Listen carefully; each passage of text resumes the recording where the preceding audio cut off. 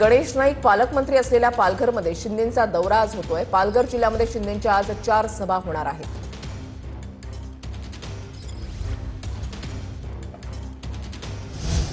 इकडे पालिका निवडणुकांच्या पार्श्वभूमीवर पवारांच्या राष्ट्रवादीची आज बैठक होती। आज दुपारी 12 वाजता वायबी चव्हाण सेंटरमध्ये बैठकीचं आयोजन करण्यात आलंय।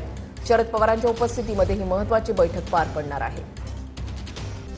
तुमच्या हातामध्ये मत द्यायचं, निधी द्यायचं माझ्या हातामध्ये आहे। बारामतीमध्ये निधीवरून अजित पवारांनी हा इशारा दिलेला आहे। मतदान करा, मी तुम्हाला ही विकासाची कामं करून देईन। आणि त्याची मी जिल्ह्याचा पालकमंत्री 1400 कोटी रुपयाचा निधी माझ्याकडे। तुम्ही मला 18च्या 18 उमेदवार निवडून दिले ना, मी तुम्हाला सांगितलेलं सगळं द्यायला तयार आहे। पण तुम्ही तिथं काट मारली का मी पण काट मारणार। तुमच्या हातात मत द्यायचंय, माझ्या हातात निधी द्यायचंय। बघा काय त्यामुळं जो सर्वसामान्य माणूस आहे, बारामतीकरातला काही पुढारी इकडे तिकडे असतील, पण सर्वसामान्य बारामतीकर माझ्या बरोबर आहे।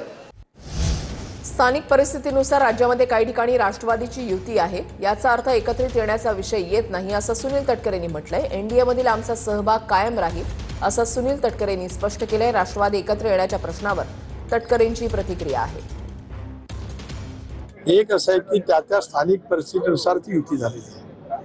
याचा अर्थ एकत्रित येणं हा काय विषय त्याच्यामध्ये येत नाही। काही ठिकाणी उमाठा म्हणजे उद्धव बाळासाहेब ठाकरे आणि शिवसेना यांची पण युती झालेली पाहायला मिळते। याचा अर्थ ते एकत्रित येतील असंही काय म्हणण्याचं काय कारण नाही। स्थानिक पातळीवरच्या राजकारणाच्यामुळे अनेक वेळेला असं घडत असतं। राज्यामध्ये आम्ही सगळेजण काम करत असताना एक निर्णय आम्ही घेतला। अजितदादांच्या प्रफुल्लांच्या नेतृत्वाखाली एक सामुदायिक निर्णय घेतला की आपण एनडीएमध्ये सहभागी व्हायचं।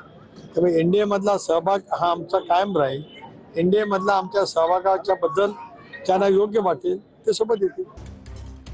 अर्णव खैरेच्या मृत्यूच्या चौकशीसाठी 3 तपास पथकं ही स्थापन करण्यात आली आहेत। मृत्यूच्या चौकशीसाठी ठाणे पोलिसांनी 3 तपास पथकं ही स्थापन केली आहेत। अर्णव सोबत प्रवास करणाऱ्यांची ओळख पटवण्याचं काम सध्या सुरू आहे।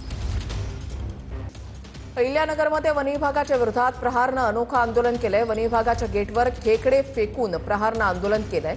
जिल्ह्यातील बिबट्याचे वाढते हल्ले रोखण्यात वनविभाग अपयशी ठरल्याचा आरोप करत प्रहारनं हे आंदोलन केलं।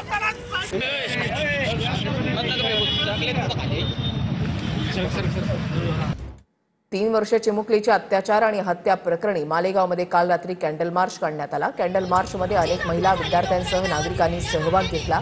आरोपीला फाशीची शिक्षा देण्याची एकमुखानं मागणी करण्यात आली। मुलींवरील अत्याचार थांबवा, न्याय द्या अशा घोषणा नागरिकांकडून देण्यात आल्या।